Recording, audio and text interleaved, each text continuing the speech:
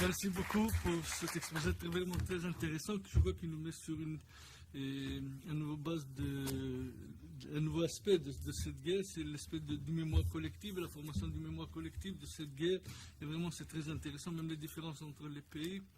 Je crois que c'était très clair et merci beaucoup pour votre exposé. Et je passe tout de suite la parole au professeur Joël Baloul, qui est professeur d'anthropologie de l'université de Indiana Bloomington aux États-Unis. Elle a publié beaucoup d'articles, des livres, même sur les Juifs d'Algérie, la Maison des Mémoires. Et je passe la parole tout de suite, parce que malheureusement, nous n'avons pas assez de temps.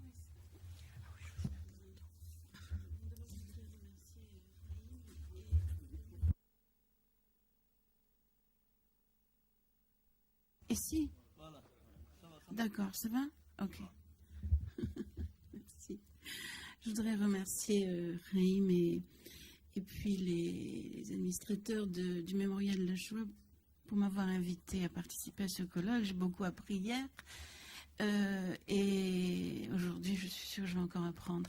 Mon papier porte sur les Juifs d'Algérie en particulier, mais j'ai le sentiment de répéter beaucoup de choses que vous avez entendues déjà, notamment dans l'exposé extrêmement riche de Joël Alouche. Donc je m'en excuse d'avance, mais je vais essayer d'ajouter ma propre version.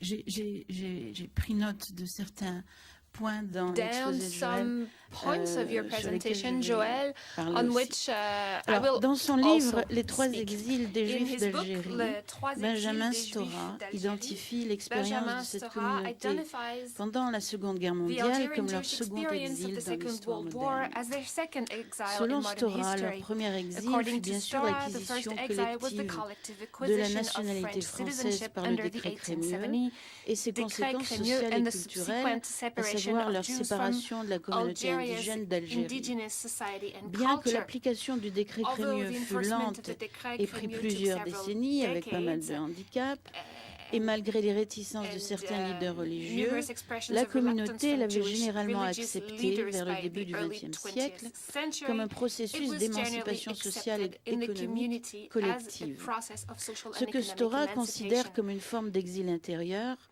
What c'est bien sûr son Stora approche, believes to be an fut internal en fait vécu de manière extrêmement positive par les exile Juifs d'Algérie was eux-mêmes, seen very qui positively développèrent des by stratégies Jews of complexes Algeria who de were able to négociation elaborate entre a leurs system racines of judéo-arabes negotiation between maghrébines their native et leur and culture cultural française roots, d'adoption. native culture roots and their adopted Dans la French période de culture l'entre-deux-guerres as a notamment, strategy of ils s'efforcèrent de integration into the s'intégrer à la world culture of politique the et French sociale de la Republic République while à travers la retaining their native scolarisation identity. massive des jeunes juifs dans le système de l'école publique française. Et évidemment, on en a beaucoup parlé We depuis hier.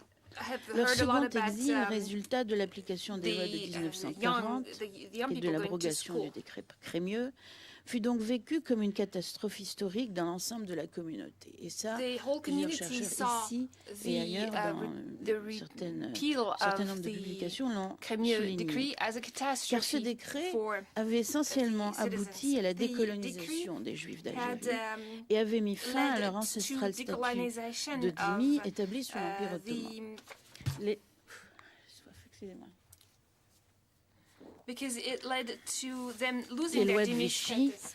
ont renvoyé The les Vichy Juifs à leur laws statut de discontinued colonisés. Après 70 ans de francisation after et 70 years d'intégration à of l'idéologie de la being République. French and adhering to L'une des the obligations des nouveaux ideology of citoyens du the XIXe Republic siècle had disappeared. finissant fut celle du service militaire que les jeunes juifs du début du XXe s'empressèrent de respecter en allant au front de la Première Guerre mondiale. Être soldat sous les drapeaux français et défendre la République française sur le sol français, comme Joël vient de l'expliquer, moins de 10 ans après la résolution de l'affaire Dreyfus, je crois qu'il faut and fighting for France ces less choses-là than dans le 10 years contexte de after l'époque, ce qui the est quand même Dreyfus assez case was impressionnant. really something that Donc, was very être important soldat for them. français sous les Being a drapeaux French français, soldier sol serving in the français, French army fut vécu par in les nouveaux France citoyens was français comme seen l'accomplissement by de the leur vœu French de citizens as an décoloniser. accomplishment of their L'armistice de desire to 1918 be fut donc pour eux decolonized. une Armistice victoire of dans leur conquête 1918 de was la for them a citoyenneté victory et de in their conquest l'émancipation. of Les lois de Vichy, citizenship qui and avaient pour pour but d'expulser les Juifs de l'armée française et des écoles juives ont donc constitué un retour en arrière dans l'histoire et le déni de ces formidables aventures émancipatoires que les Juifs d'Algérie avaient connues, non sans obstacles nombreux, pendant plusieurs décennies. Ces lois racistes par nature, non encore fondamentalement dictées par l'idéologie nazie, étaient aussi un rappel de leur lien étroit avec les fondements de l'idéologie colonialiste. L'exclusion des Juifs de l'armée française et l'internement des jeunes Juifs démobilisés dans des camps de travaux forcés en fut l'un des principaux éléments. Ces développements historiques ont eu des conséquences qui ont perduré, même après l'indépendance de l'Algérie et l'émigration des Juifs du pays vers la France, essentiellement.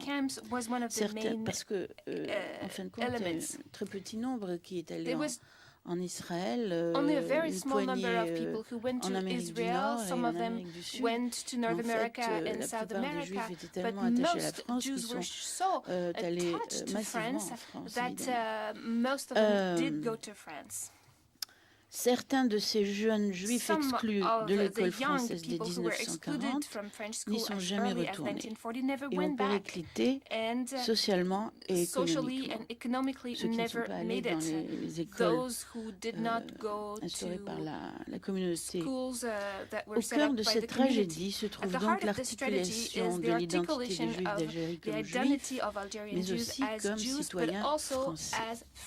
Alors, dans ma présentation, je vais suivre une approche très proche de celle de Joël Allouche, parce que je vais choisir l'analyse de la mémoire collective, alors à travers un cas particulier, mais c'est un cas que j'ai eu l'occasion de confronter avec d'autres exposés autobiographiques dans différents ouvrages qui ont été publiés vers la fin du XXe siècle, en fait, et en particulier celui de Derrida que Joël vient de présenter avec, je pense, beaucoup de justesse.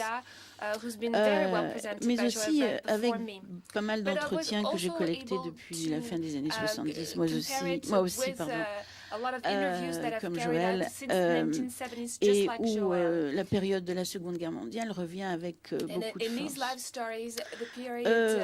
J'ai en particulier un certain nombre d'interviews avec des hommes qui ont passé du temps dans les camps de travaux forcés,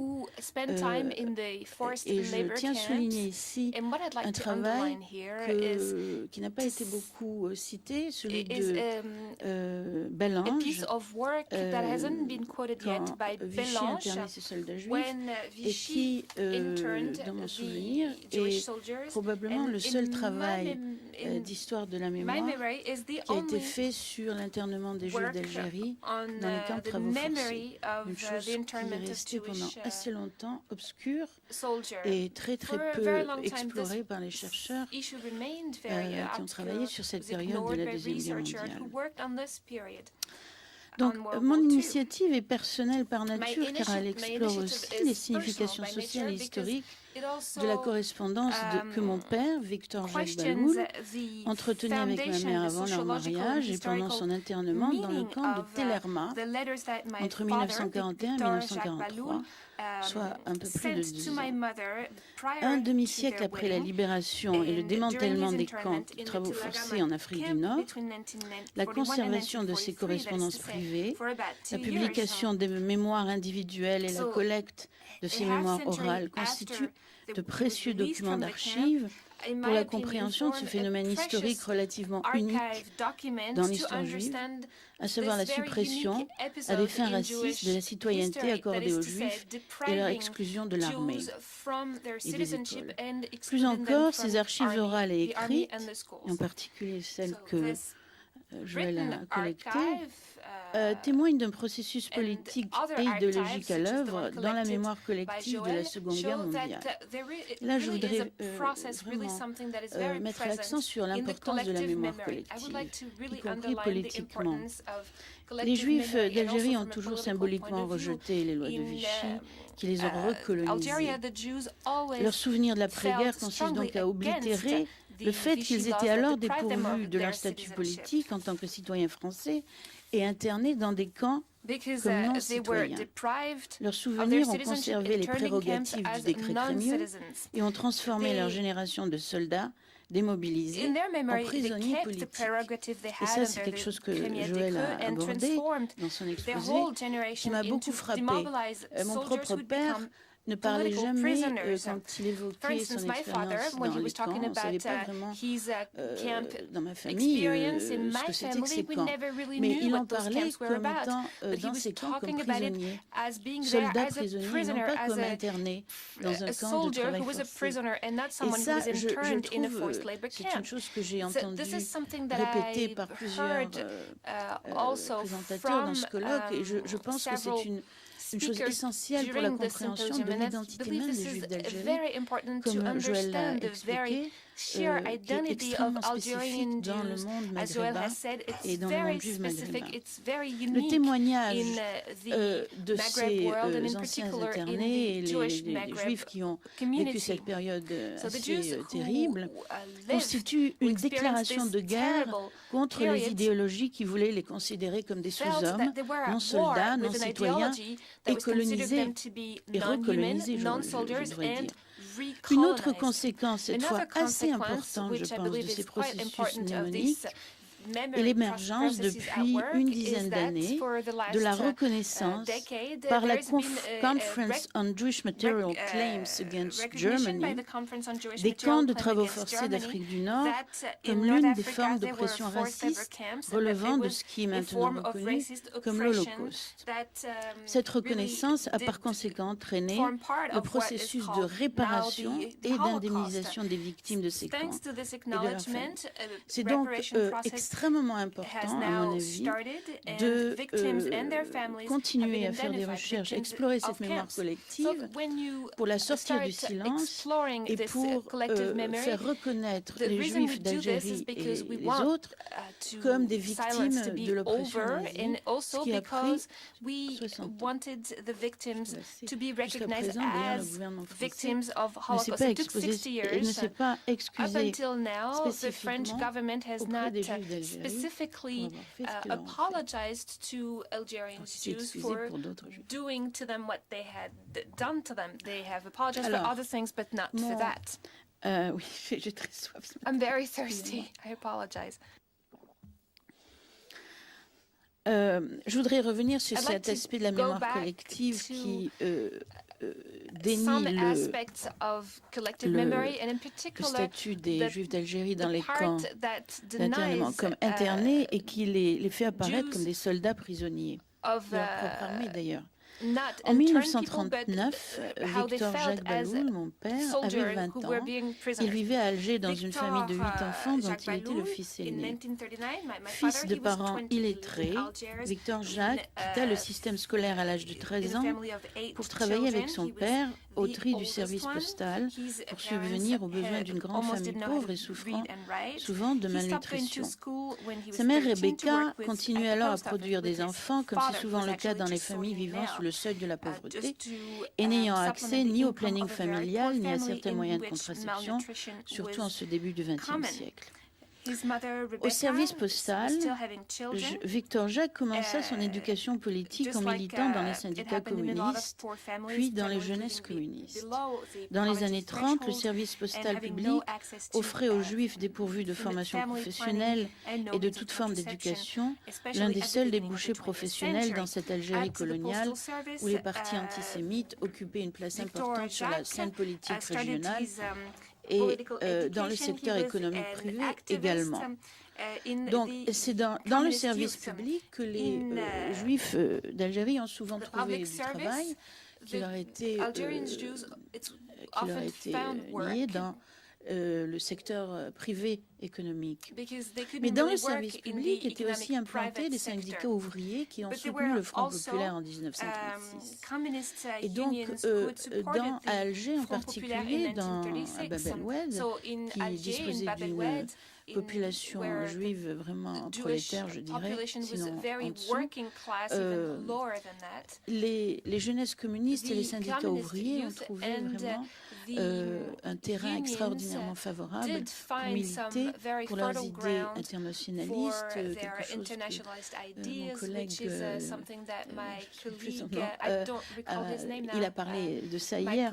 Mais enfin, dans les jeunesses communistes algéroises, par exemple, il y avait un grand nombre de jeunes juifs qui militaient dans les jeunesses communistes ou dans les syndicats ouvriers. Donc en 1939, Victor fut d'abord emprisonné comme membre du Parti communiste que le gouvernement Daladi avait démantelé. Puis, début 40, il fut d'abord mobilisé comme les jeunes citoyens français de son âge, on a entendu parler de ça aussi. Mais son dossier comportait la mention d'agitateur rouge. Il y avait une carte sur laquelle était inscrit agitateur rouge. Il s'en est débarrassé par la suite parce que quelqu'un lui avait conseillé de le faire s'il voulait être à l'abri d'oppression supplémentaire. La promulgation en automne 40 des lois de Vichy sur le statut des Juifs fit de Victor un candidat primordial à l'internement au titre de sa judéité et celui de ses activités militantes communistes d'avant-guerre. Au printemps 41, il fut donc interné au camp de Tellerma où il séjourna de manière épisodique jusqu'à la fin de l'année 43. Ce qui transparaît dans sa mémoire de cette période, c'est une sorte de confusion sur la signification politique réelle des lois de Vichy, non encore dictées par les nazis, puisque l'Algérie n'était pas encore occupée. Elle n'a jamais été. Ces lois furent donc le produit pur et simple de l'idéologie pétainiste, raciste et colonialiste. La mémoire de Victor retient donc le fait que les soldats juifs furent faits prisonniers de leur propre gouvernement, alors qu'ils restèrent, au moins dans leur cœur de décoloniser, des soldats de l'armée française. Ils continuèrent, comme Victor, de se considérer comme tels, malgré le fait que dans les camps, et même à Tellerma, où leur traitement ne fut pas aussi féroce que dans d'autres camps comme Bedeau, dans l'Ouest algérien par exemple, ils étaient forcés de porter un uniforme noir et un couvre-chef à la forme dégradante et non pas un uniforme de soldat.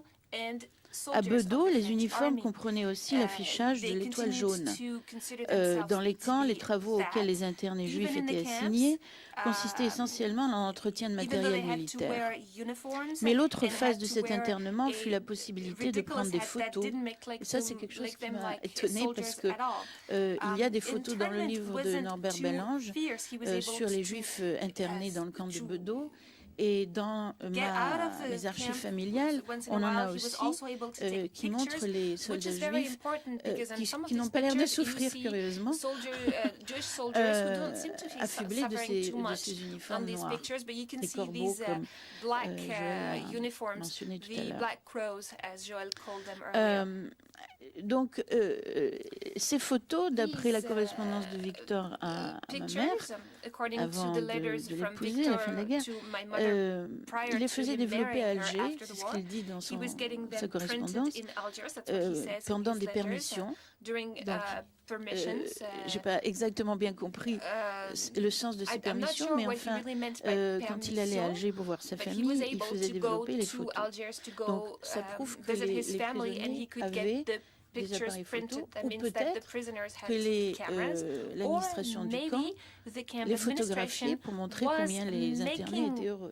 C'est une autre probabilité. Donc, pendant l'une de ces visites, Victor rencontra Mireille lors d'une visite chez des cousins à Sétif, qui est proche du Tellerma, et que leur correspondance commença pour durer jusqu'à la fin de la guerre et leur mariage au printemps 44. Après le débarquement américain dans l'Ouest algérien, ce qui est extraordinairement important dans les souvenirs de mon père et de bon nombre de juifs d'Algérie d'Algérie que j'ai interviewées, comme l'a précisé Joël, les structures d'internement dans les camps devenaient plus chaotiques et le système pétainiste vulnérable, même si en 1943, certains commandants des camps mirent leurs tâches en œuvre avec zèle. Au printemps 1943, Victor quitta finalement le camp de Tel Erma et rejoint la 9e division d'infanterie coloniale basée à Mostaganem, en réalité un camp d'entraînement militaire.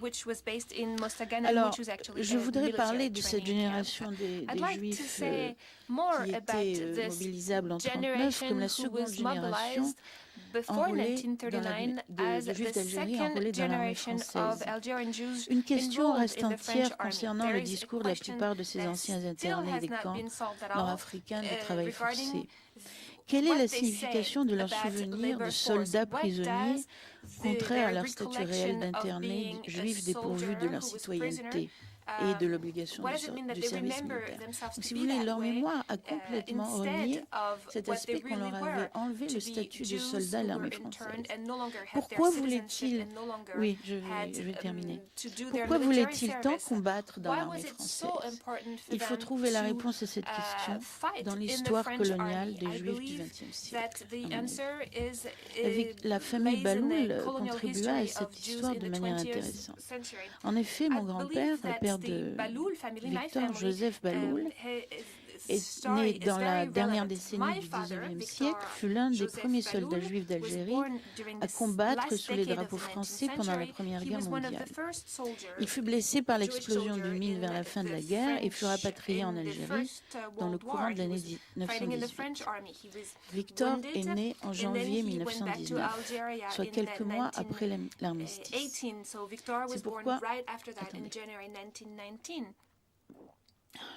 C'est pourquoi, ses jeunes parents, même démunis de tout moyen financier, social, politique ou culturel, éducatif, le nommèrent Victoire Jacob.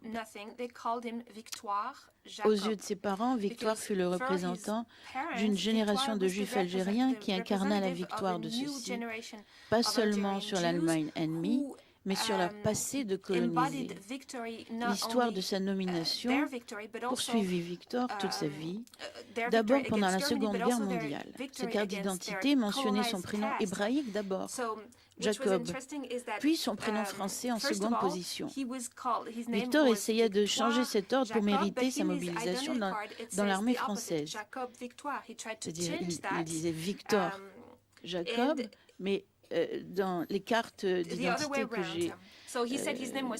que la famille a conservées, il y a ce va-et-vient constamment entre Jacob Victoire et Victor Jacob. Bon, il essaya donc de changer cet ordre pour mériter son statut de soldat français. Les autorités pétainistes insistèrent sur son nom hébraïque dans leur effort de l'exclure comme juif de la société et de l'armée coloniale. Jusque dans les années de l'après-guerre, Victor engageait des procédures administratives nécessaires pour finalement obtenir le prénom qui portera jusqu'à sa mort et qui figurera sur sa carte de visite. Victor Jacques. Francisation et masculinisation linguistique, rétablir symboliquement le statut de Victor comme citoyen français à part entière. Et je vais terminer en me référant à Derrida, parce qu'effectivement, le livre Le monolinguisme de l'autre, je trouve ce livre extraordinairement poignant, parce que Jacques Derrida, le grand philosophe qui a par la suite fait une carrière internationale, parce qu'il était professeur à l'Université de Californie à Irvine, dans la dernière partie de sa vie. Dans ce livre, Jacques Derrida pense la période de la Seconde Guerre mondiale en Afrique du Nord et l'exclusion des enfants juifs d'Algérie des écoles françaises et l'internement des jeunes démobilisés dans les camps de travaux forcés comme la résultante non pas seulement de l'idéologie antisémite ambiante, mais aussi de l'esprit colonialiste revivifié dans ces pays au milieu du XXe siècle, environ 10 ans avant la décolonisation. Donc, c'est l'idéologie coloniale dans toute sa splendeur, alors que le système était en train de se terminer. Derrida explique dans ce livre, il exprime un sentiment commun à tous les Juifs d'Algérie à cette époque, celui du ressentiment à l'égard de leur mère patrie, leur livrant un statut pratiquement unique dans l'histoire juive moderne, à savoir celui d'inexistence légale, politique, sociale et économique que la France n'avait même pas attribué aux populations juives, aux populations arabes indigènes. Pardon. Merci. Their status was even less than what was given to indigenous Arab populations in Algeria. Merci.